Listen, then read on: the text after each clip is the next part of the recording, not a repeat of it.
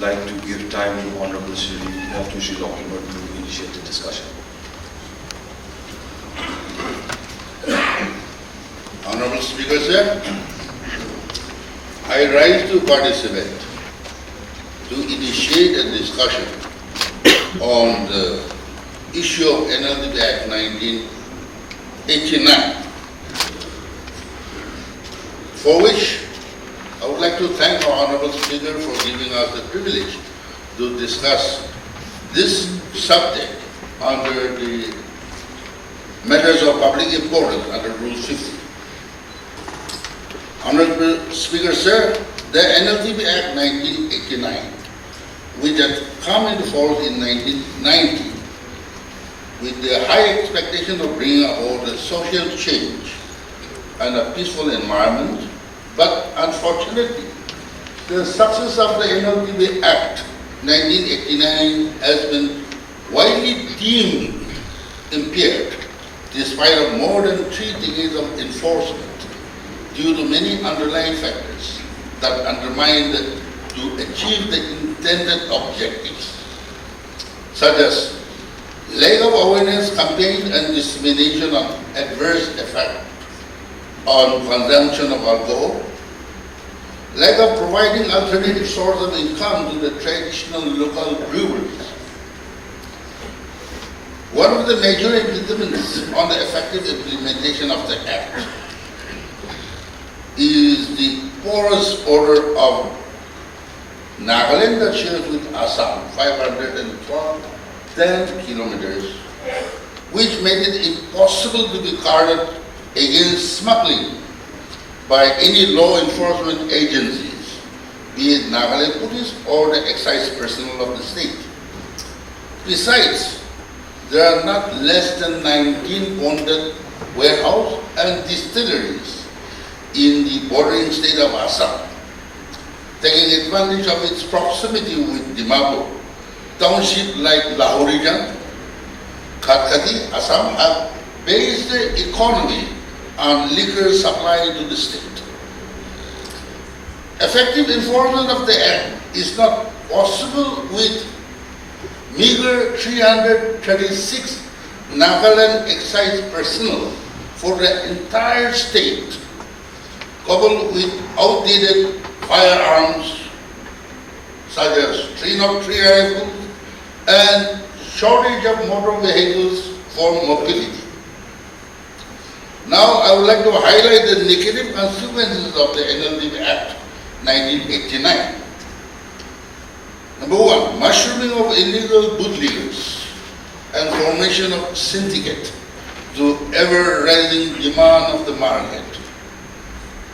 Number 2, the spurious and inferior quality of alcohol which flooded the market, that is causing serious health hazard, leading to untimely death amongst the Naga youth and also under the color users. It is plain to see for everyone, hundreds of legal outlets in and around Dimapur and KOHIMA alone have flourished in the guise of soft drink corners. These outlets are operating openly without fear of the law enforcement and public outrage.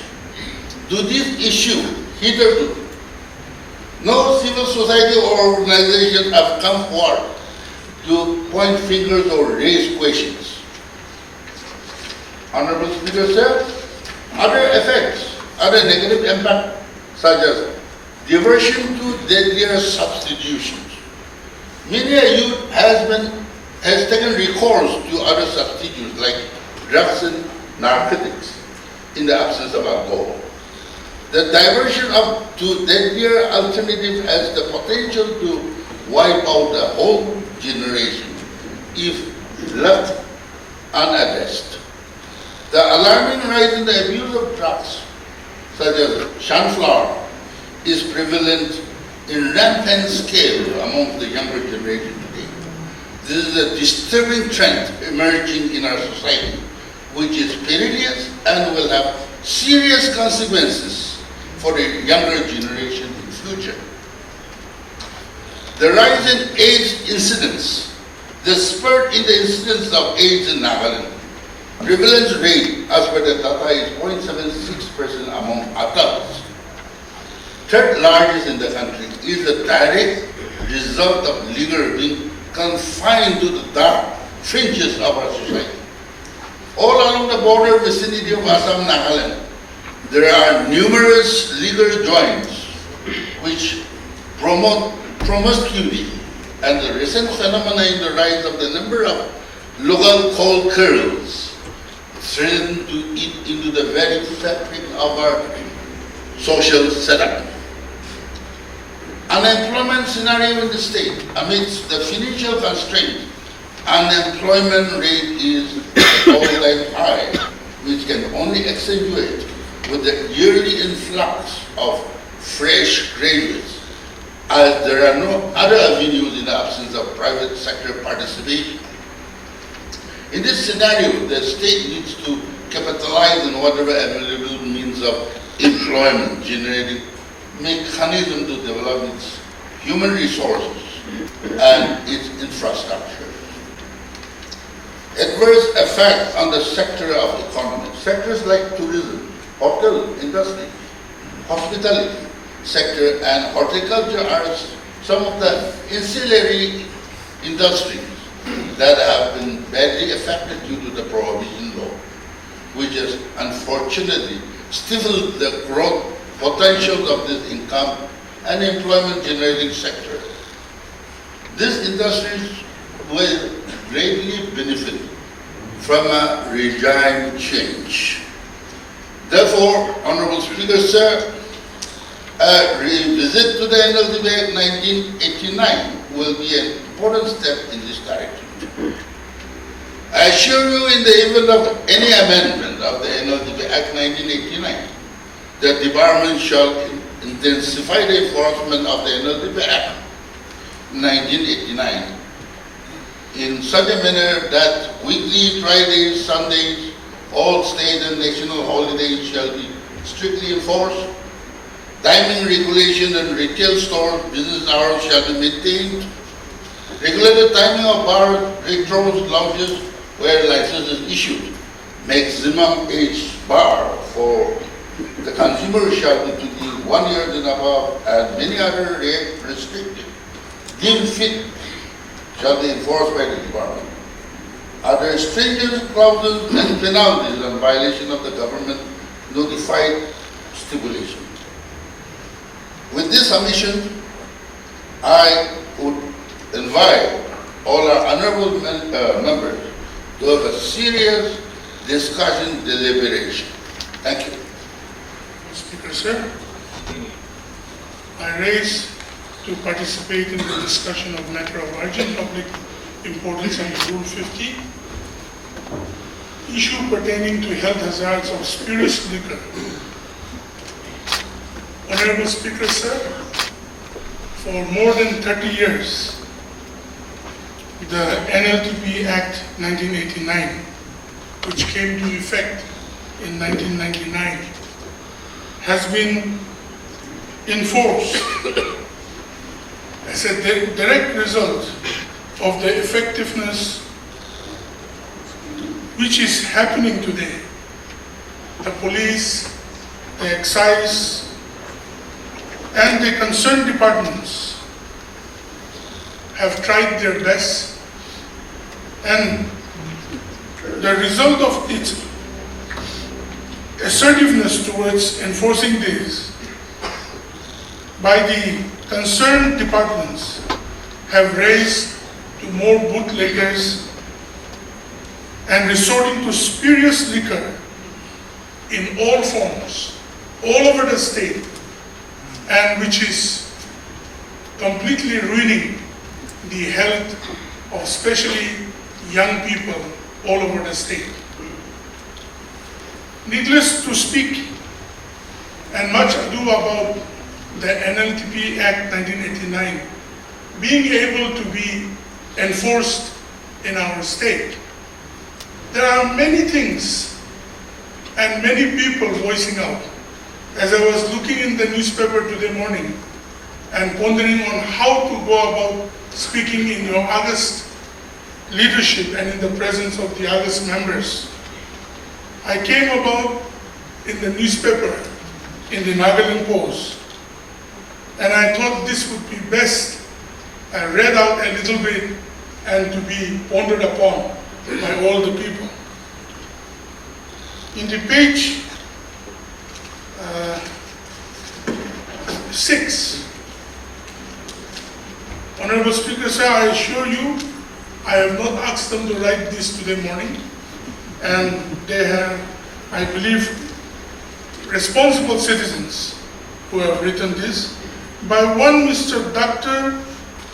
Kekhrielhoulie, Family Health Clinic Hospital, Dimapur. I'll just read it out fast. Observation on NLTP Act 1989.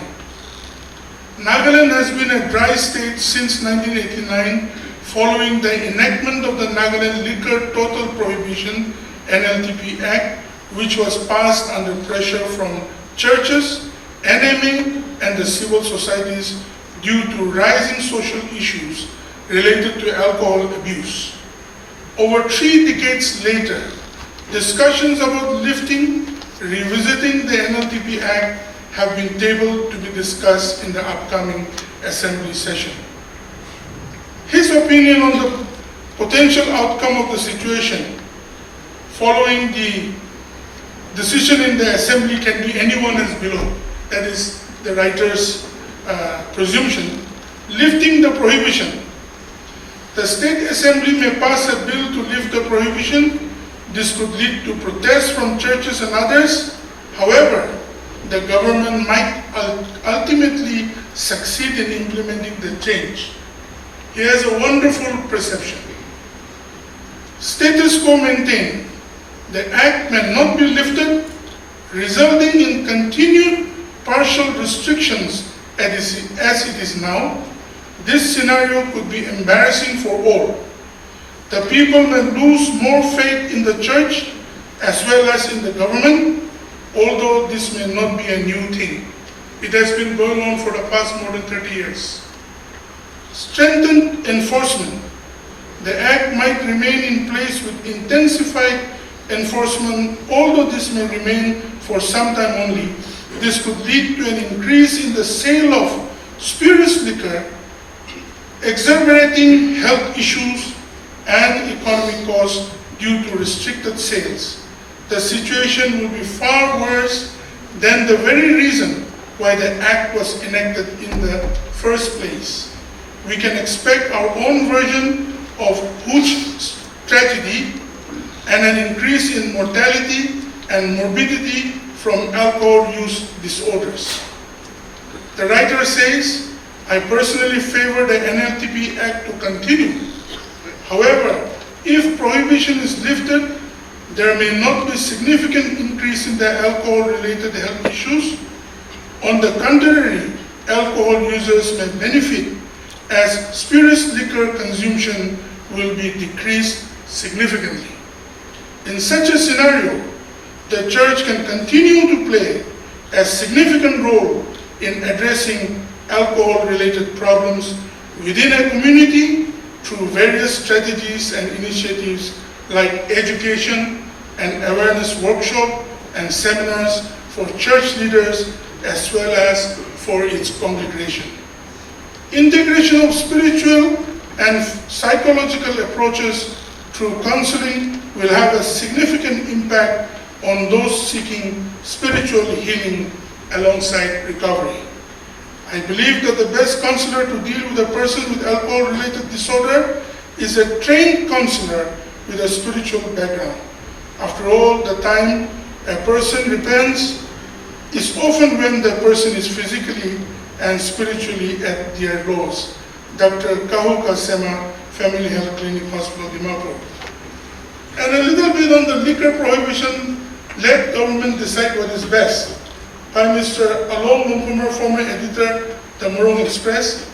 And the end of his paragraph, he writes, interestingly, the church, while asserting that revisiting the NLTP Act was not the solution, has instead advised the government that the focus should be on increasing transparency and accountability in governance. I believe this advisory is equally applicable to the church in Nagaland. Both should take steps to cleanse the corrupt system from within, including the problem of illegal black money. Lastly, if at all the NLTP Act is lifted, partially or fully, the public should demand that a specific provision is inserted to the proposed amendment where it is clearly mentioned as to how and where the revenue collected will be used for a special purpose vehicle, SPV, may be created under an appropriate authority to use the revenue for specific sector like health, education, and road infrastructure. Honorable Speaker, sir, out of the many that comes out in the paper and in social media, out of the many opinions generated, some totally banning it, taking into moral consideration, some saying that a responsible state with responsible people, youngsters in the new generation, the 22nd generation coming up, where responsible drinking is also part and parcel of a social structure and community. Under Article 50, Rule 50, sir, you have considered to receive this notice and bring into discussion. And yesterday, as the cabinet was speaking with all our members of the oppositionless government, I was very much excited to know the fact that the Honorable Chief Minister of Nagaland, our leader, and you, our Honorable Speaker, have decided to admit this to discuss and discourse on this health hazards of spurious liquor. Before it has been admitted to consider for any kind of amendment or not, which is not possible, according to our learned leader, Uncle Imkong Inchen, it is to discuss and discourse on these health hazards and all these problems that are being created in various ways touching various strata of our society. I believe that Honorable Chief Minister and your leadership has brought about a time where all Nagas of Nagaland, all the citizens have to hear out and then come to a conclusive idea where the best for our people can be meted out. I would like to also request all opinions in the society, all opinions in the community and in the organizations to be able to come forward to discuss and discourse. Until and unless we do that, just threatening each other or talking from the back door and side door and throwing stones at each other will never be able to mitigate the actual need and the aspiration of our people. No man is more learned than anyone else other than when we come together and seek to discuss and discourse for the growth and prosperity of our people in every way. And such is an issue of the Nagaland Liquor Total Prohibition Act 1989. Times have changed. 30 years plus have gone by. It is time that we give resonating problems which are affecting our society to be discussed and discoursed. And the government of the day, under the Honorable Chief Minister and all of you, have to take a decisive decision, knowing very well both the implications, the pros and the cons of this NLTP Act, which is going on today. Lastly, I would like to conclude by just saying that no country or no state, many will call it as a sarcasm, but which have put total liquor prohibition has ever been able to effectively go ahead with it. There are always the bootleggers who benefit out of it in the greatest manner. We hope that even after this discussion and discourse on the NLTP Act 1989, we hope that the bootleggers of Nagaland are not the winners. Thank you, Honorable Speaker, sir. you so much for giving us the time. And also, under Rule 50, we have put our submissions. So I thank you on behalf of my two other honorable members also. Under Rule 50, the discussion on spurious liquor and its effects, hazards, we are here not to make an amendment, neither can we put a resolution on this. So I thank you for putting up this matter of public concern, which should be a matter of discussion. My fear for public nouns will not allow me to use certain nouns, but the debate, the crusade against this chemical in the form of spirit has been there before us. I, for one, the younger generation, we have our own ideals, and I know, especially for the older generation, 30 years is a long time. I also represent a constituency where we have the highest church density, that is the Northern Angami, and I'm also proud or not proud to say that we have the highest density of bootlegger shops. The lifting of prohibition, I believe, will not increase the existing flow of liquor in my area. Given our geographical challenges, there are pockets where liquors are flowing up and down. And of course, when you hold the bottle, when you hold the spirit, there is already a consumer advisory that it is injurious to health. We did not mention. The state regulates certain food items, certain food choices for the public, and accordingly it is put into the market, alcohol being one. And therefore, whether we should openly or not openly, I think it's a matter of discussion. There are two thoughts here.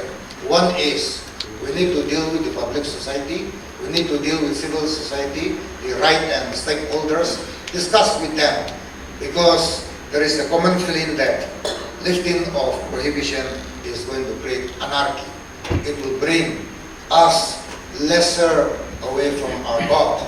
It will bring a lot of disharmony. We all know the ill effects of drinking, smoking. That is nothing to say. But here we are talking about the presence of spurious liquor, because there has been no regulation in the flow of liquor into our state. And therefore, today the discussion here is we are elected by the public, and we cannot afford to go against the public. And therefore, the other school of thought is, do we discuss with them or we do not? For those who feel that we should discuss with them, that is what we are playing our role as public leaders. For those who do not feel that we should discuss with them, the fear is that it will be like the frog inviting the snake for his birthday party. No civilizations have been destroyed by booze or liquor. There is no as such history like that. As a younger generation, I would like to impress upon everybody that the color of food has got nothing to do with eating. Food culture has got nothing to do with culture or civilization. Today we are demonizing liquor, and I think this tastes very bad for a young society, for the younger generation. The rule of law must be applied. There should be respect for law. There should be respect for rule of law. At this rate, there may be anti-Christian movement, given the crusade. There will be total anarchy. So the patrimony of the white man's burden, which we have inherited, is what we see today. And therefore, for us to educate our people, I think we need to work together. Today, the locus standi of certain section of society is based on the belief that individual liberty must be controlled in the interest of the public welfare. And here, I would like to also mention that personal liberty should not be allowed to mitigate or upsurge the interest of the community as a whole. And here, today, I must bring to your notice, when we fly over the Sharia states of the Arab world, where liquor drinking is prohibited, the aeroplane flying over these countries do not serve alcohol till we cross their borderlines. Have we applied that same principle as a prohibition state? Because in the middle of the night, so many international flights are crossing over Nagaland. Shall we put rules that they should not be serving liquor? So to bring to the point here, and I'll end here, the idea of demonizing liquor, it's bad state. It's bad for the younger generation. The kind of multi-core buildings which exist in even the poorest of the poorest villages, and the kind of Sharia laws, the kind of fanaticism which is driving us against the demonization of a particular food. I think these are personal choices. We need to also know that the prohibition, individual liberty has been heard in the past. We cannot afford to go back to the medieval age or apply rules of medieval legislations, because we definitely, as my colleague Imna has said, we are the 22nd generation, 22nd century generation, and our children should be taught that there cannot be anarchy, there cannot be, there has to be respect for rule of law, and there is nothing wrong in drinking. That is what I can bring to your notice, Honorable Speaker, sir. Thank you. Honorable Speaker, sir, I thank you so much for giving me this time to participate in the discussion on matters of urgent public importance under Rule 15 on health hazards of spurious liquor, in line with the Nagaland Liquor Total Prohibition NLTP Act 1989. Honorable Speaker, sir, I take this privilege to express my profound gratitude to our Almighty God and giving Him all glory and honor for His faithfulness, His unfailing love and guidance. I must also thank the church leaders, especially NBCC leaders of the bygone days, who gave their hearts and soul to salvage our society when they saw the consumption of alcohol was destroying our society, which some of the younger legislators like me have not seen in full. Nevertheless, we have all been adversely affected by it in one form or the other way. It adversely affects individuals, families, and the society as a whole. It drains away our resources, our economy, damages our talents, destroys our relationship, and many, many more. Seeing this situation, our churches, backed by the civil society organizations, spearheaded the movement and brought the Nagaland Legislative Liquor Total Prohibition Act 1989, in which there may be some shortcomings in the act and also failures in the implementation. However, I consider the passing of this NLTP Act as a great achievement and a great blessing to all of us. Therefore, I thank those leaders who have listened to the voice of the church and the civil society organizations for making the movement a success. We must also thank our Honorable Chief Minister, Nipi Rio, for his tall leadership, his deep understanding of the sentiments and the voices of our churches, despite facing difficult situations many times when it comes to the NLTP Act. Honorable Speaker, sir, if you look at the positive aspect of the NLTP Act, the prohibition reflects the image of Nagaland as a land of Christianity and Nagaland for Christ, which we all must cherish, uphold, and strengthen it as a Christian and as a people of God. Honorable Sir, I, as a representative of my constituency in particular, and my Chagasan tribe in general would like to say that with confidence that we will continue to pray and support for strengthening this law. Honorable Speaker, sir, I also like to make a mention in 5 perspectives here. From the biblical point of view, wine is a mocker, strong drink is a brawler, and whoever is led astray by it is not wise. Proverbs 21. Drunkenness is abominable and a curse from God, as it contradicts the righteous nature of God. Liquor has many ill effects on human life, so indulging in it is against Christian principles of upright living. If you look at the Bible, 1 Corinthians chapter 6, verse 9, 10, and 11, it is made clear that the Bible is against drunkenness. Number 2, moral perspective. Consumption of alcohol, liquor, leads to drunkenness, which destroys morality and integrity of a person. Consumption of liquor has never and will never boost a personal morality. A moral person is always a sober person. Indulgence in the wine or liquor damages one's integrity, because there is nothing as such responsible drunkenness.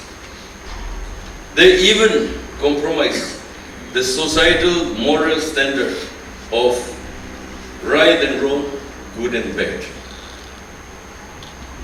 From a health perspective, liquor is health hazardous, as we already mentioned in our topic.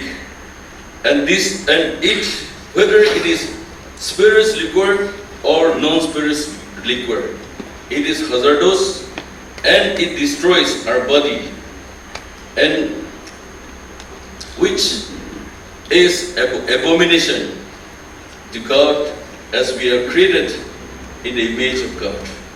Although health is an individual concern, it also affects the overall health of an individual, communities, and the state in general. Bootlegging, business, spurious liquor, etc. are few points which people argue with, but it will remain a challenge in reality, whether we ban it or we open it. The only way forward to overcome these health issues, spurious issues, is to strengthen the law which is in our hand. We find it difficult to control, even with the law in our hand. It will be more disastrous if we give more rooms on the ground of health, bootlegging, spurious, or any other excuses. From the financial perspective, sir, lifting of the act will enable us to generate some revenue of few hundreds crores. But expenditure on consumption of liquor, healthcare services, etc. will drain out more than what we earn. No one has saved money by drinking. Instead, many people have become bankrupt just because of drinking habit, as we all know. From the social point of view, alcohol consumption disturbs the very fabric of a family, a personal relationship. One of the main causes of broken families in Naga society is consumption of alcohol. Liquor has not only affected families, but brought social chaos and shame. Honorable Speaker, sir, as we all know that NLTP Act of 1989 has been instrumental in fostering healthier, safer, and more cohesive atmosphere in Nagaland. Despite its challenges and limitations, including enforcement issues and the potential of bootlegging business, flow of spurious liquors, the potential harm of repealing the act appears to outweigh any perceived benefits. The social and moral consequences of increased alcohol consumption, erosion of cultural values, and a strain of family structures must be carefully considered before thinking of altering the NLTP Act. Unless we take a decision to strengthen it, it will be, the time is not very far for us to call ourselves as Christians. Honorable Speaker, sir, as our state navigates these broader dilemmas, it is essential to prioritize the well-being of individuals and families more than anything else, as money and development will have no value when our citizens are destroyed. Therefore, let us commit ourselves to freeing our homes, streets, market, offices, our workplaces, villages, and our towns from the evils of liquor, and project ourselves as a Christian state to the rest of the world, so that God will continue to bless us, God will bless our leadership, and God will bless our state. With these few words, I want to conclude. Thank you, sir.